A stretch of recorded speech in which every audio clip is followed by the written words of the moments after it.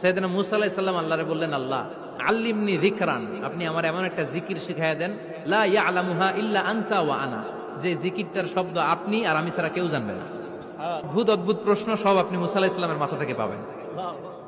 Very curiosity ছিল ওনার, বিভিন্ন বিষয়ে আল্লাহরে প্রশ্ন করতেন। আল্লাহরে বললেন, আল্লাহ আল্লিমনি কালিমাতান আল্লিমনি যিকরান লা ইয়ালামুহা ইল্লা আনতা ওয়া আনা, ও আল্লাহ এমন একটা জিকির আমারে শিখান, দিনে রাতে সব সময় এই জিকির আমি করব, আপনারে ডাকবো, কিন্তু শর্ত হলো এই জিকিরটা জানবে শুধু আপনি আর জানবো শুধু আমি, কেউ জানবে। আল্লাহ বললেন, মুসা পড়ো লা ইলাহা